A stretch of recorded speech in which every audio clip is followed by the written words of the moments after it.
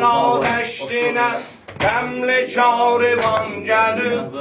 Ya Hüseyin Zeynep'in kâmeti keman gelir Kızların nâgeler üstledir şebabidir Dağdaşı ağladan yine var babidir Ya Hüseyin, Ya Hüseyin, Ya Hüseyin, Ya Hüseyin Ya Hüseyin, Ya Hüseyin, Ya Hüseyin, Ya Hüseyin Ağlar sənə Zeynep Eyni qâr-ı məhliqan Qəbrün nə xoş nəqşidir Qəbri və gözüm fəda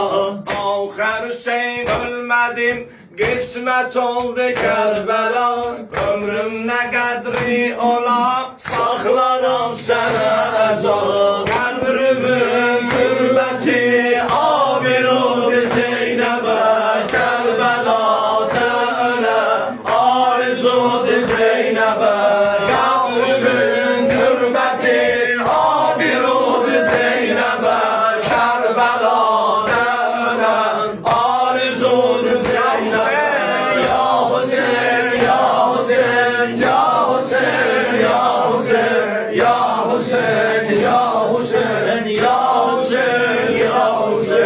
Gerçi verip sen şeref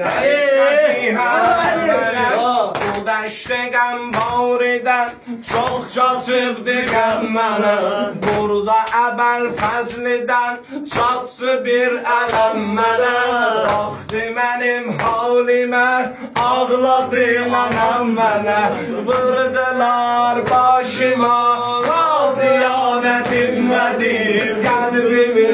etdilər Şanə şanədim Ya Hüseyin, Ya Hüseyin, Ya Hüseyin, Ya Hüseyin, Ya Hüseyin, Ya Hüseyin, Ya Hüseyin, Ya Hüseyin